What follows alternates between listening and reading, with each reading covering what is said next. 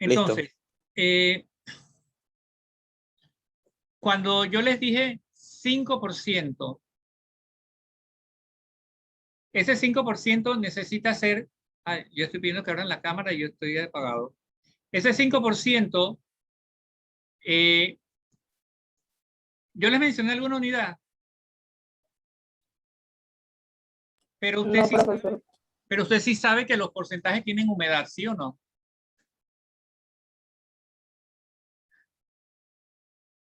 Los porcentajes tienen unidad, ¿sí o no?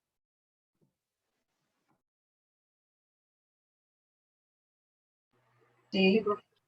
Claro, tienen unidad, eso lo vimos en algún momento, ¿no?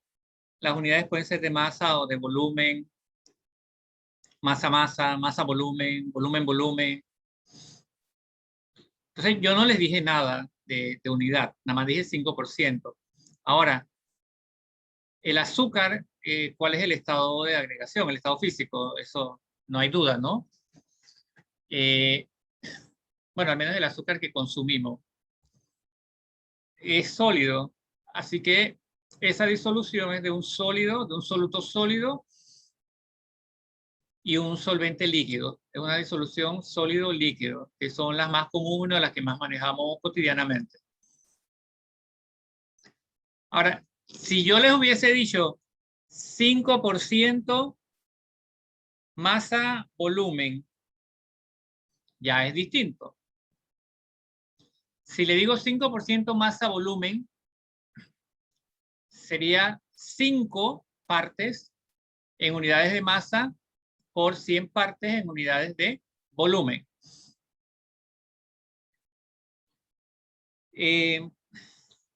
Lina, creo que fue la que mencionó los 5 gramos. 5 gramos por tratarse de un sólido, del azúcar, la sacarosa, azúcar de mesa. Y como es por ciento, me está diciendo que es por cada 100 unidades de volumen. En este caso, el solvente es agua y puede ser entonces por 100 mililitros de agua. Eso sería, recuerden que cuando decimos 5%, lo que estamos diciendo es 5 sobre 100. Esa es la fracción, 5 sobre 100. Usted podría preguntarse, bueno, ¿y no puede ser por litro? Claro que puede ser por litro, siempre y cuando se mantenga esa proporción, puede ser por litro. O sea, si requiere preparar 1 litro para que sea 5%, 100 ml para llegar a 1000, solo multiplicas por 10, ¿no? Entonces, en vez de ser 5 gramos, serían 50 gramos en 1 litro de agua y eso te seguiría dando 5%. Lo que Joan comenta es que si se conoce la masa del agua, la masa del agua puede ser prácticamente equivalente al volumen del agua si consideramos la densidad máxima del agua, que es 1 gramo por mililitro. Ahora, esa es una aproximación porque ese valor para la densidad del agua de 1 gramo por mililitro es solo a 4 grados Celsius. Así que donde quiera que esté escribiendo lo que están escribiendo, cuando uno dice que la densidad del agua es 1 o 1 gramo por mililitro o 1 kilogramo por metros cúbicos, tácitamente está diciendo que es a 4 grados Celsius. No es a la temperatura que tenemos nosotros aquí en Panamá, por ejemplo. Así que hay que hacer esa observación, que esa es una aproximación. Claro, alguien puede argumentar y decir, pero es que el valor a 25 a 30 grados Celsius es 0,9978 y eso es casi 1. Bueno, para fines nuestros sí, como seres humanos. Pero para efecto de los organismos que están en otra parte de la trama trófica, no es lo mismo. La variación de densidad del agua, por ejemplo, en los océanos, es muy importante para el movimiento de los nutrientes y por lo tanto la alimentación de esos microorganismos. Entonces, esas variaciones de densidad sí son significativas. Bueno, el punto aquí es que podemos aproximar y decir que la masa del agua es equivalente al volumen del agua. O sea que si yo mido 100 mililitros de agua, sería equivalente a 100 gramos. Eso sería una aproximación. Ahora, en química, cuando nosotros preparamos una disolución, utilizamos material de vidrio específico para preparar disoluciones.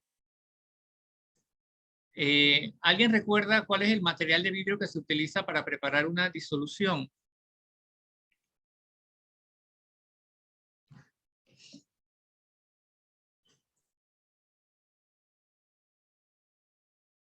De los materiales de laboratorio, bueno, si alguna vez lo vieron o lo dibujaron, no sé, o lo usaron. ¿Alguien recuerda dónde se prepara una? En un matraz. En un matraz. Y un matraz es un material de vidrio que está calibrado en volúmenes determinados. Así que si usted quisiera preparar eso en un laboratorio, porque yo se lo pedí ahora en la casa hipotéticamente, en un laboratorio necesitaríamos un matraz de 100 mililitros porque ese es el volumen que se puede preparar. Y podría entonces, Lina decía, bueno, buscar una cucharita. Hay algunas cucharitas que están medio calibradas y hay una equivalencia de cucharadita, cucharada, en términos de masa y en términos de volumen, pero es muy variable dependiendo de qué es lo que estás masando, ¿no? Porque todos los sólidos no son iguales. Entonces, masar arroz y masar harina, pues no es lo mismo. Entonces, bueno, te buscas tu balanza y masas los 5 gramos del azúcar y una vez que los masas, lo pasas a un vaso químico con una varilla policial, lo disuelve. Ese sería el método tradicional, ¿no? Claro, en los laboratorios tenemos agitadores con magneto y eso que uno no tiene que estar revolviendo nada, ¿no? Tú lo colocas allí y el sólido se disuelve, se homogeniza y luego eso lo transfieres a tu matraz de 100 mililitros y completas con agua. Ciertamente que el volumen de agua que vas a utilizar no es exactamente 100 mililitros de agua, porque ese sólido va a ocupar un volumen en el medio, ¿no? Pero al final lo que vas a obtener son la disolución al 5%, masa, volumen. Entonces, es importante que usted se vaya acostumbrando cuando vea productos y cosas por ahí, usted fíjese la etiqueta, si le dice qué porcentaje, y si le dice si es masa, volumen, masa, volumen, volumen, lo que fuera. ¿Por qué esto es importante? Al momento de hacer mezcla, el trabajo que propone el grupo de Rubén, tú tienes que saber cuál es la composición porcentual si pretendes hacer mezclas y obtener algún producto, ¿no? Entonces eso es fundamental tomarlo en cuenta. Ahora, en química, y lo que estamos viendo en esta geometría, nosotros las disoluciones no utilizamos en términos prácticos porcentaje. Usamos porcentaje porque es lo común, lo diario, lo que aparece en los productos, en las etiquetas, etc. Nosotros hablamos en términos de mol, que es lo que estamos viendo en esta geometría. Entonces, en el comercio no viene ninguna etiqueta que le diga mol por nada. O sea, no, eso no está normado de ninguna manera. Que usted vaya a comprar y, no sé, el ketchup, la mostaza, la mayonesa, le diga cuántas moles hay de esto. No creo que eso vaya a ocurrir prontamente. Pero lo cierto es que cuando tenemos mezclas en los productos, la mayoría de los productos que nosotros consumimos son mezclas. es importante conocer la concentración. Los que van a comprar ahora fertilizante que estuvieron hablando, usted va a ver ahí que en la etiqueta dice toda una lista de compuestos nitrogenados, fosfatados y la masa de cada uno con respecto a la masa total del producto que estás comprando. Eso se ha colocado allí en proporciones también estequiométricas, de masa, pero en proporciones. Así que para poder utilizar una ecuación ajustada, como está ajustada y la hemos leído en términos de mol, pues necesitamos expresar estas concentraciones en términos de mol. La más utilizada, repito, es esta, un sólido en un líquido, pero hay otro tipo de disolución. Un sólido en un sólido, como son las aleaciones. Un líquido en un líquido, como es el caso del alcohol que estamos utilizando mucho en este momento. Ahí le dice y le expresa los grados alcohólicos que tiene. Además que establece que tiene un agente desnaturalizante, en este caso al 1%, que es el metanol, para evitar que se lo consuman, ¿no? Porque es el alcohol de las bebidas alcohólicas. Entonces tiene un componente ahí para evitar el consumo por parte de las personas. Y bueno, y así tenemos distintos tipos de disolución. Puede ser gas en un líquido, como es el caso del dióxido de carbono atmosférico en el agua. Puede ser un gas en un gas, como es el caso de la mezcla de gases en el aire. En fin, hay distintos tipos de disoluciones. Nosotros nos centramos en estas acuosas porque es la que más usamos en el laboratorio, pues en estos momentos. Así que debemos interpretar las concentraciones en términos de mol. Muy bien. La relación que aprendieron ustedes en química para expresar concentraciones de disoluciones en términos de mol es la molaridad. La molaridad que representa moles del soluto contenidas en un litro de disolución. Es una definición parecida a la densidad, ¿no? Porque en la densidad decíamos que es la masa de la sustancia que está contenida en un centímetro cúbico, por ejemplo. Acá estamos diciendo que son las moles o la cantidad de sustancia que está contenida en un litro de la disolución. Y fíjese que digo moles y no digo número de moles. Creo que ya les he dicho eso y anótenlo en su cuaderno. No debo decir ni escribir nunca jamás número de moles. Desde el punto de vista químico estrictamente, eso es incorrecto. Y aunque usted lo vea en el libro y le diga, calcule el número de moles que reaccionan, bórrelo y táchelo.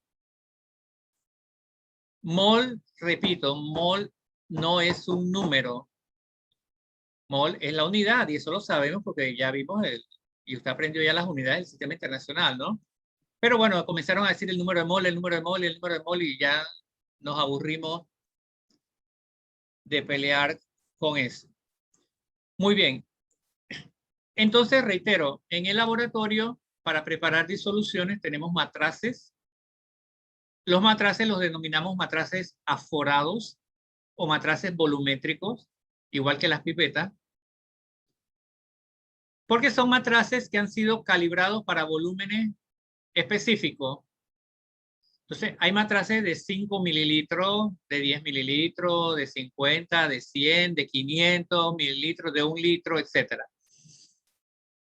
Normalmente en el laboratorio nosotros manejamos volúmenes pequeños, así que usamos matraces volumétricos o aforados.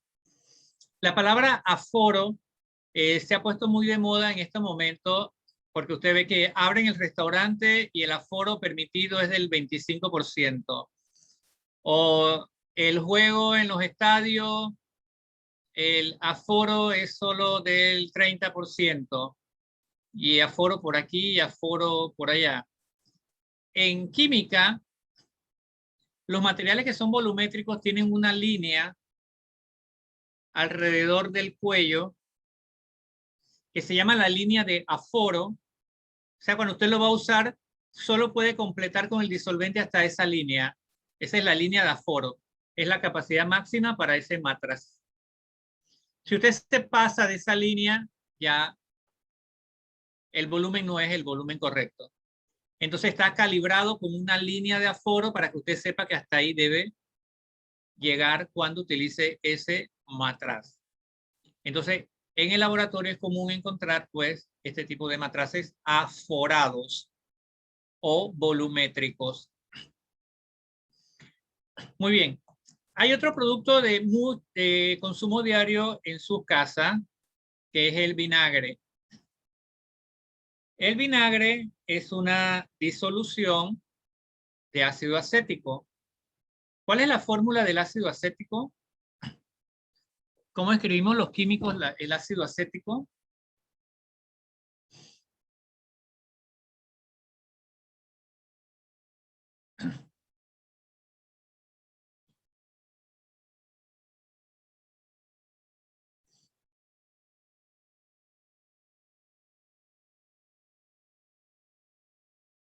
C2H4O2.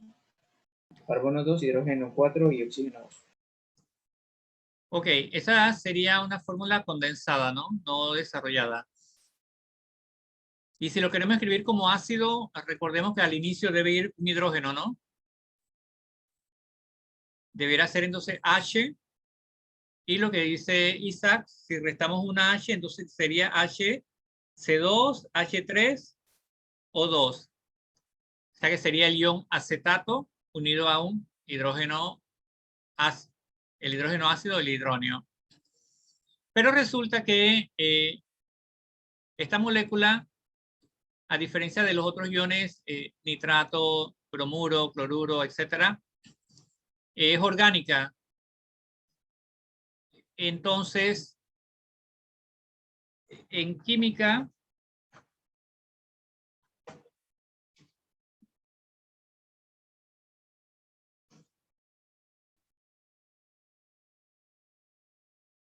preferimos escribirlo de esta forma: CH3COOH. O sea, tiene lo mismo que ha descrito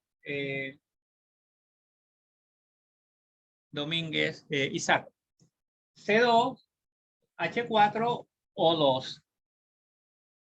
Eso sería el ácido acético. Y sería un ácido orgánico, a diferencia de los otros ácidos que son ácidos inorgánicos o ácidos minerales, como el clorhídrico, fluorhídrico, bromhídrico, yodhídrico, etcétera, etcétera. Esa es una diferencia importante.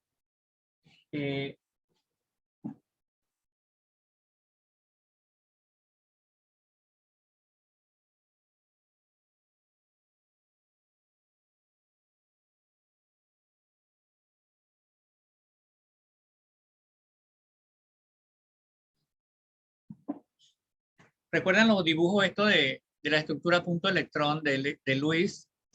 Sería esto, ¿no? CH3COOH. Y todo esto que está aquí, esto sería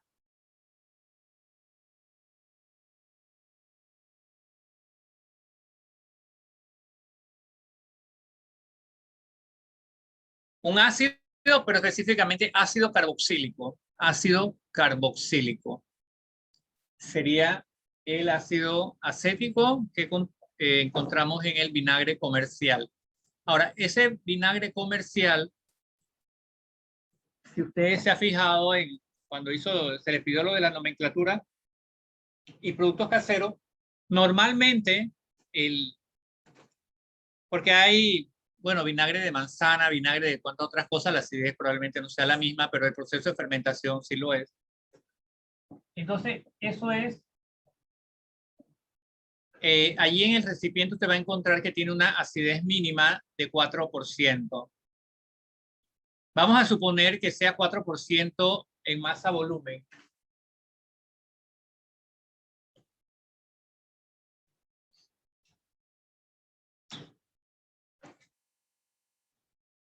Entonces, como hemos visto con el azúcar, si es 4% masa volumen, significa que hay 4 gramos de ácido acético en 100 mililitros del vinagre.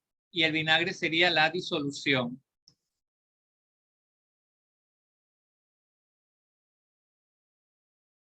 Por supuesto, usted me puede preguntar, profesor, pero en el laboratorio el ácido acético es un sólido. No, no es un sólido, es un líquido. Entonces, en realidad, si son dos líquidos, debiera ser volumen-volumen. Ahora, si yo quiero saber cuál es la masa del ácido acético, pero tengo el volumen, ¿qué propiedad física debo conocer para poder convertir volumen a masa? ¿Qué propiedad física del ácido acético necesito?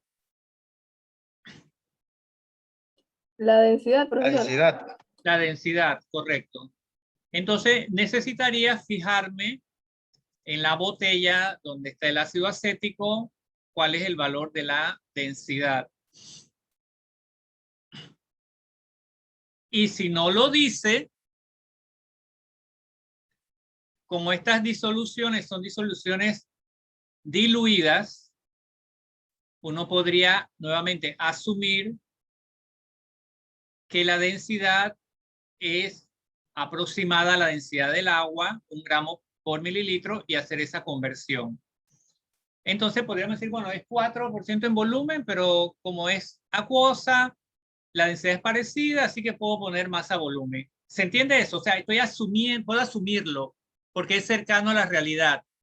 Lo estrictamente químico sería conocer cuál es la densidad del ácido acético. Muy bien, y si lo tengo ya en masa, 4 gramos de ácido acético, y ahora lo quiero convertir a mol, ¿qué factor necesito? La masa molar. La masa molar, correcto. Y la masa molar simplemente sería la suma de cada uno de los átomos allí con el valor que está tabulado en su tabla periódica. Entonces podríamos hacer aquí el ejercicio rápido, ¿no? Carbono es 12, más 3 hidrógeno es 15. Otro carbono 12, 15 más 12 es 27. Oxígeno es 16. 27 más 16 es 43. 43 más 16 es 59, más 1, 60. Claro, sin las cifras significativas que están en su tabla periódica, estoy hablando. Entonces, esto sería aproximadamente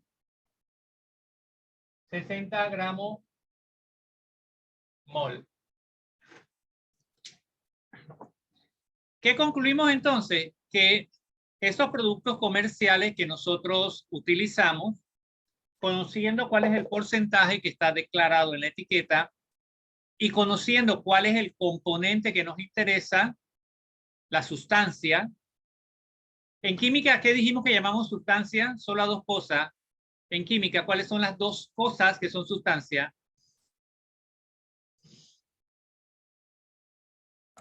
Elemento compuesto. Elemento y compuesto. Solo a eso en química llamamos sustancia. Entonces, conociendo cuál es la sustancia principal, lo que en farmacia sería el ingrediente activo, conociendo cuál es la masa molar, yo puedo hacer esa conversión de gramo a mol. Y ya entonces eso me permite trabajar la estequiometría en una reacción.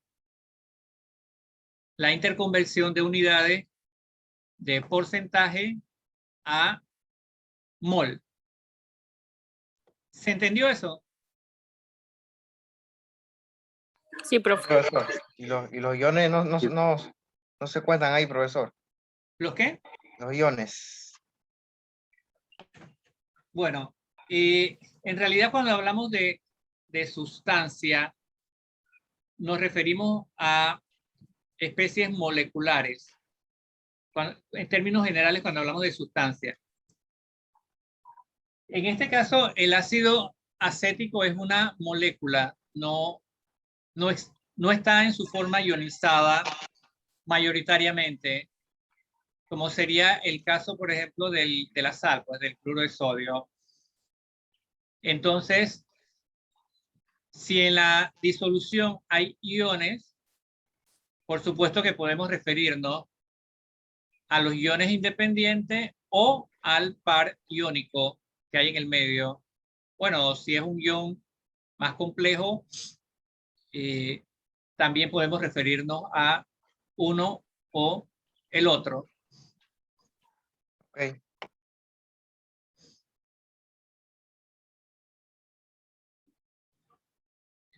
Bueno, entonces,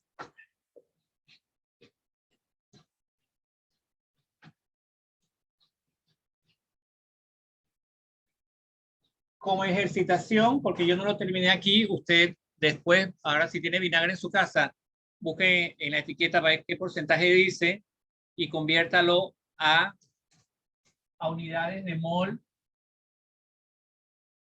por litro de disolución. ¿Qué es lo que nosotros llamamos esa M mayúscula? El problema de este símbolo de la M es que la M mayúscula también significa mega. Entonces ya estamos de nuevo con el problema de que hay letras que representan más de una cosa. Porque usted sabe que está kilo, mega, giga, tera, etcétera. Entonces cuando le pregunta, ¿la memoria cuánto es? Ah, de 100 mega. Entonces la M mayúscula puede prestarse a otra interpretación. Entonces esto también es sinónimo de 10 a la 6, ¿no? Porque representa un millón, mega.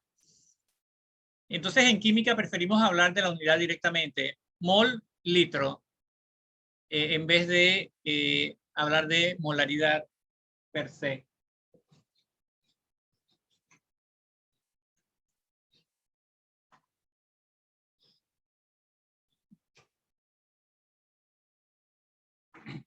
Muy bien, vamos a hacer un ejercicio para cuando usted lo busque. Está en la página, en capítulo 3, que es el capítulo de estequiometría del Brown. En la página 112.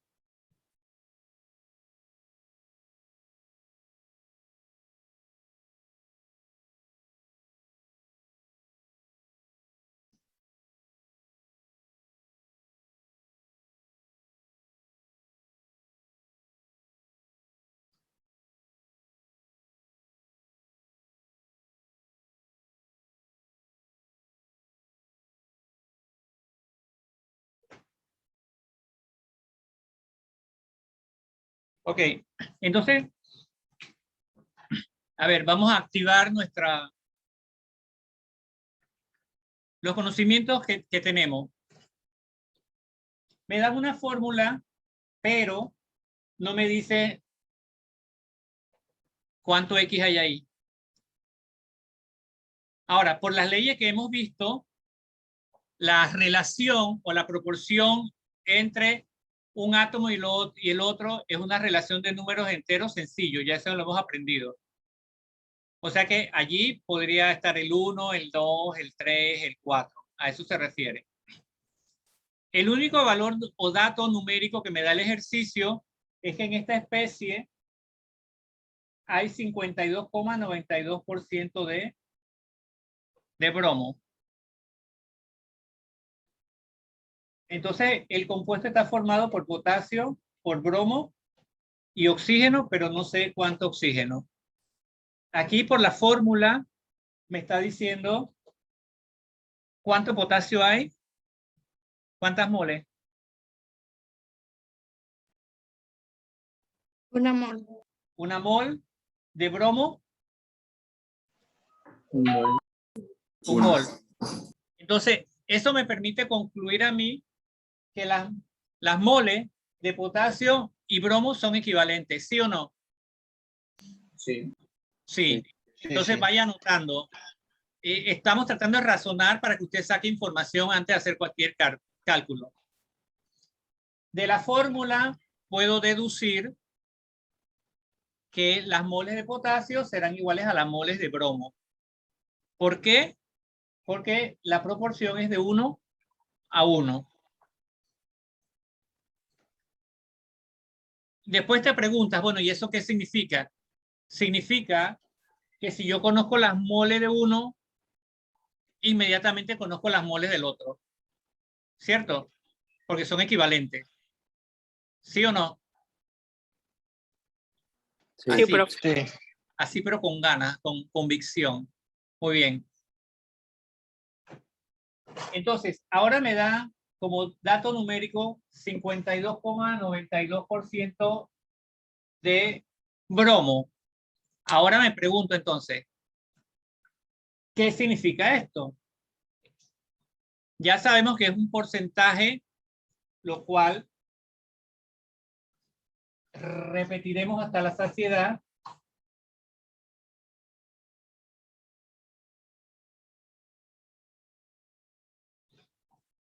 En términos de número, de fracción, significa 52,92 sobre 100. Eso es un hecho. En química no significa nada si no tiene unidad. Eso es otro hecho químico. Si yo no le pongo este número, ninguna unidad, eso no tiene valor. Aunque usted en la calculadora, cuando haga números, porque hay alumnos que dicen eso, ¿no? Es que cuando yo hago cálculos en la calculadora, yo meto un número, yo no meto ninguna unidad. Y que claro, imagínense, ¿no? Sería tremendo que podamos poner la unidad y elevarla al cubo, pero bueno, las calculadoras no hacen eso. Entonces, ¿qué puedo decir de ese valor? 52,92% de bromo en este compuesto. Este sería el total, ¿no? Aquí tengo la fracción. Esto es la... ¿Qué unidades coloco aquí? Volumen, de masa, de...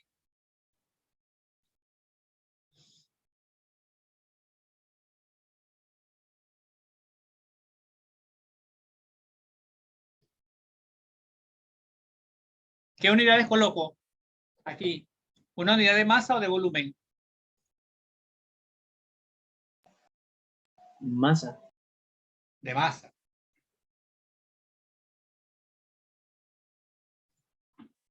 En el numerador, ¿qué iría? 52,92 gramos de qué? Lo que me dice el ejercicio, ¿no? Y abajo, 100 gramos de qué? El compuesto. Del compuesto, ¿no? Que es todo, ¿no?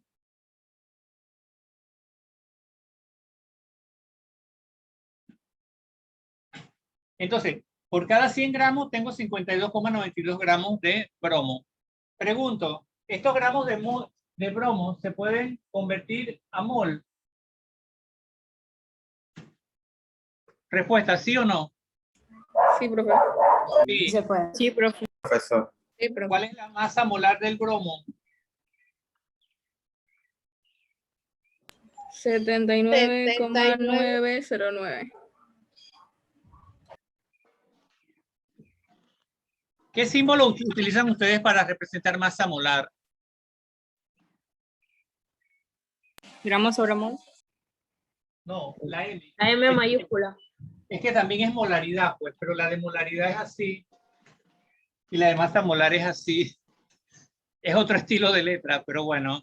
En algunos libros usted ve que aparece MM, masa molar. En otros casos pueden ponerle P, le ponen PM, peso molecular, lo que está muy malo porque no es peso. Pero bueno, entre M y M nos vamos a quedar, ¿no? Una M así sin estilo y una M con style. Ok, entonces, ¿cuántas moles de bromo hay? Hacemos el cociente, ¿no? 52,92 dividido 79,909. ¿Cuánto es?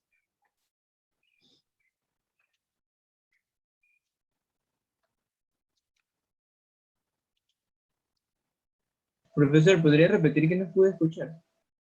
1,51, profe. Por supuesto que no, no puedo repetir. ¿Cuánto da? 52,92 entre 79,909. No puede dar mayor que 1 si este número es menor. 0.6. ¿Cuánto? 0.66. Ujú. Así, 6, 6, 6, 6, 6, ¿cierto? 2, 6, 2, 2, 2, 6, 6, 2. 6, 6, 2, 2. Ok. Entonces, esas serían las moldes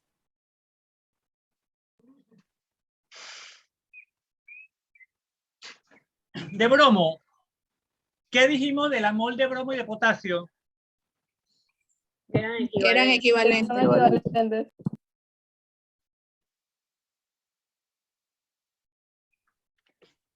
Muy bien. Entonces ahora aquí tengo mol de potasio. Ahora con el potasio lo que quiero es obtener los gramos que hay en 100 del compuesto. ¿Qué hago ahora? ¿Cuál es la masa del potasio?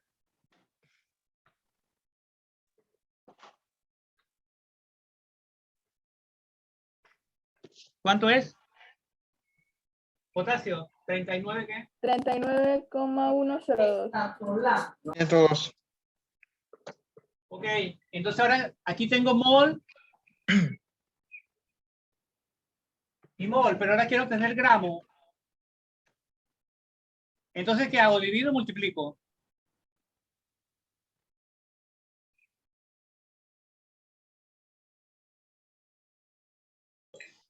Queremos saber la cantidad en gramos. Entonces, Correcto, de potasio. se multiplica. Ok, ¿cuánto nos da?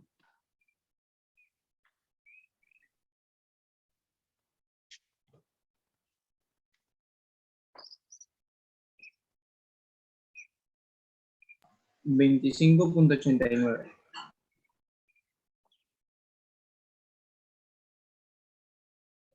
25.89 gramos Está de conectado, potasio. no fui para el algoritmo. ¿Está bien? ¿Está bien? Sí, 39,102 por 0,622. Da 25,89. ¿Sí? Sí. Gracias por lo que me contestan. Créanme que eso es un gran incentivo para mí. Profe. Sí. Sí, profe. Ok. Entonces ya tenemos el potasio. Ya sabemos cuánto hay de bromo. Y el total es 100, ¿no? Así que sumamos el 32,92 con 25,89. ¿Cuánto nos da? 78.81. Ok. Entonces, ¿cuánto falta para 100? Eso sería lo que hay de oxígeno. ¿Cuánto es? 21,19. Gramos de oxígeno. Ahora queremos entonces mol de oxígeno. ¿Cuántas mol de oxígeno sería?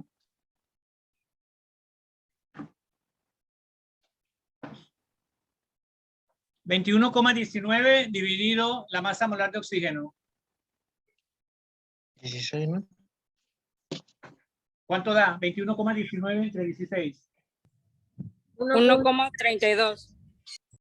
3,2, ¿qué? 4. 3,2. 32.43. Ok. 32,43. Muy bien. Entonces ahora tenemos ya mol de potasio, mol de bromo y mol de oxígeno. Para saber el valor de X, como queremos la relación mínima entre ellos, que ya dijimos, la relación mínima entre los subíndices aquí, eso es la fórmula empírica. ¿Qué hacemos? ¿Dividimos entre el mayor o entre el menor? Entre el menor. Entre el menor. 0,6622, 0,6622, 0,6622. Claro, me va a dar 1, 1 y 1,324 entre ese número. ¿Cuánto da? Da 2. Porque da 1.9. 2. Quiere decir que este número aquí es 2. ¿Qué compuesto es entonces? ¿Cuál es el anión BrO2?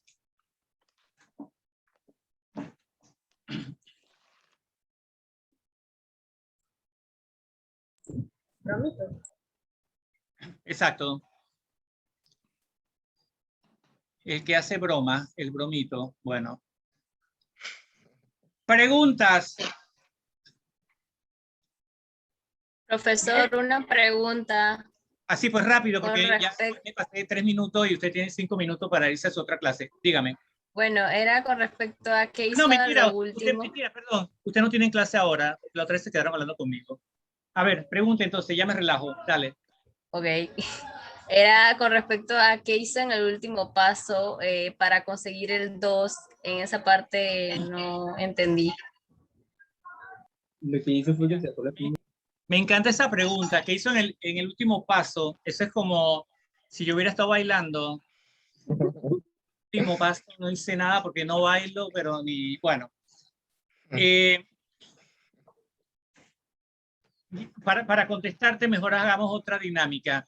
Ya sé que estás allá ubicada.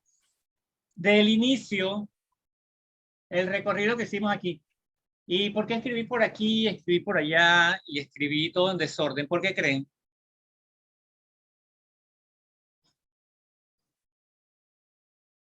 Para que prestáramos atención. Ah, ustedes sí saben. ¿Viste? ¿Quién fue que me contestó? Yo, Ariana. Excelente, sí.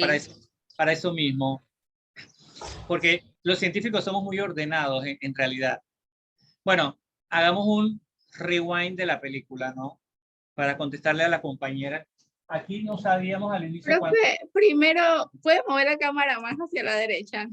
Más hacia la derecha. Ahí.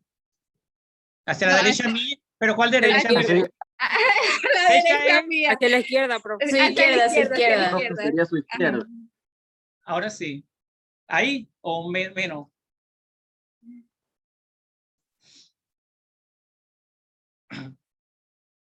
Ahí o... Muchas gracias. Ahí, profe. Vieron que todo es relativo, ¿no? Mi derecha un poco más y me salgo por la ventana. Bueno, el único dato que nos daba el ejercicio era el porcentaje de bromo. Era lo único que conocíamos. Yo les invité a hacer el análisis olvidándonos del número, porque cuando uno es estudiante, y bueno, yo sé, cuando uno es estudiante y uno ve los números, quiere comenzar a hacer con ellos cosas y buscar las respuestas. Eso es como la etapa inicial. Cuando uno va madurando, entonces se da cuenta que, espérate, tengo que primero pensar qué es lo que debo hacer. Como dice la compañera, los pasos.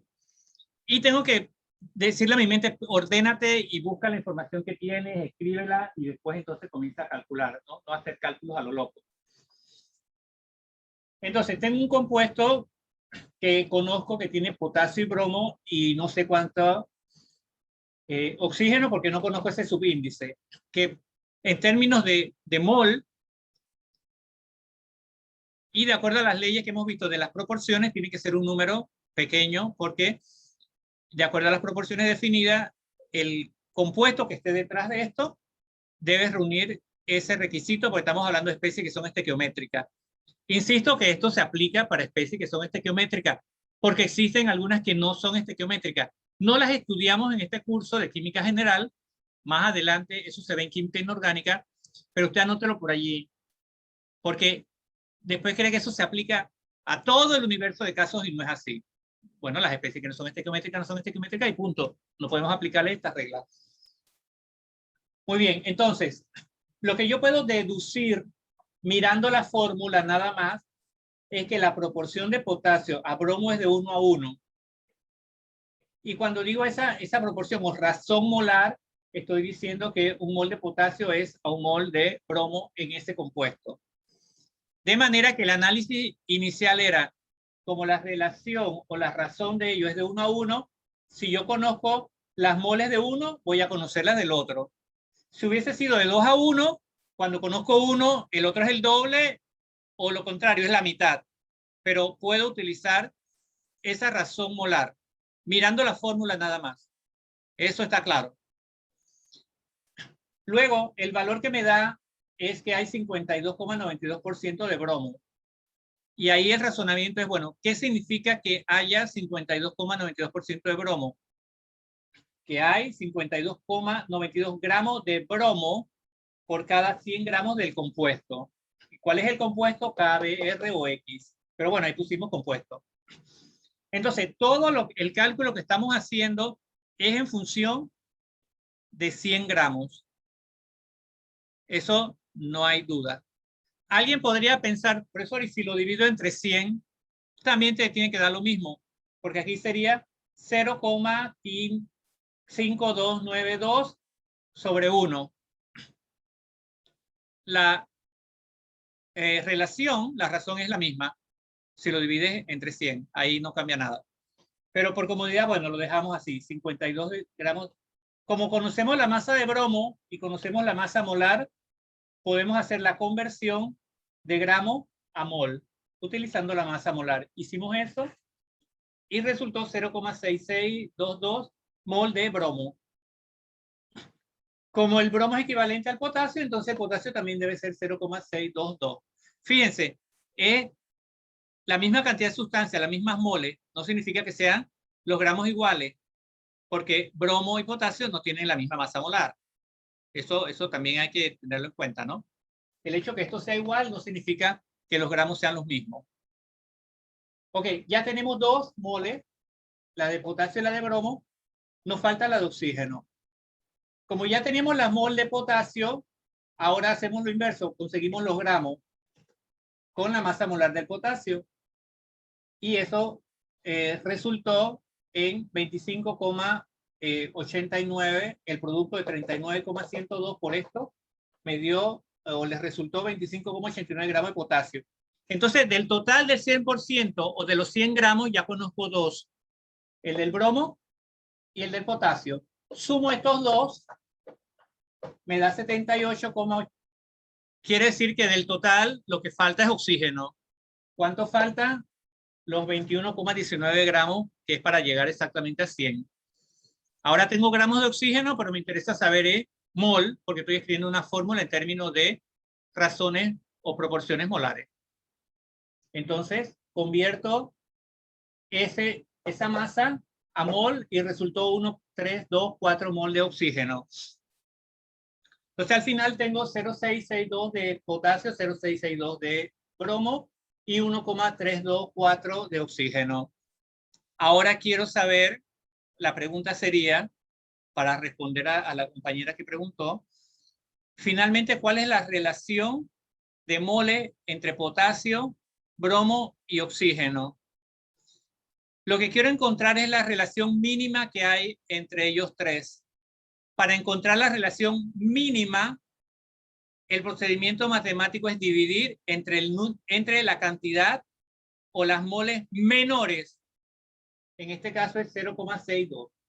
Y hago el cociente, divido entre el mismo, me va a dar 1, y este valor lo divido entre este y me da 2.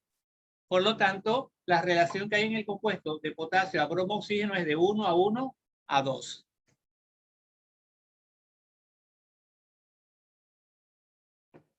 ¿Pregunta? ¿Algo que necesite ser aclarado o está bien comprendido?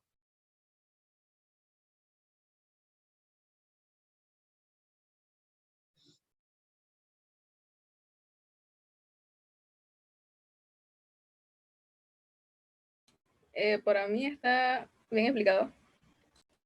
Concuerdo con el comentario. Ok, y el resto del grupo, Joyce, Yanelis, Todo claro, profesor. Rommel, Todo claro. Alexandra, Shanice, Dalvis, Todo Amira. claro, profe. Claro, profe. Ok. Entonces, mire, es este momento cuando usted dice que está como el día de hoy, así todo claro. Entonces, hoy debes agarrar la página 112, donde está este ejercicio.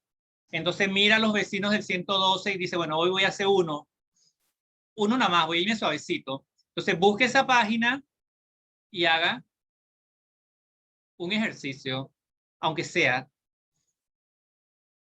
Mire lo que escribió hoy, todo lo que yo le invité a copiar, y haga el ejercicio y escriba. Ya yo les he dicho que durante mi vida estudiantil eso siempre me funcionó, o sea, a mí me funcionó. Si yo no escribía, estaba muerto. no podía ir a un examen si no tenía los cuadernos llenos y escritos por todos lados. Pero ese era eso lo aprendí temprano y me funcionó. Entonces, desarrolle y escriba, aquí tengo que hacer esto. Eso es pensar en voz alta. Si en su casa lo estorban, a lo mejor no lo puede hacer o va a decir que está quedando loco, pero es bueno que uno repita, porque cuando vas a hacer ejercicio numérico, las operaciones pueden ser primero esta, después la otra, después dividido, pero las operaciones en sí son las mismas. Es el orden en que lo vas a efectuar.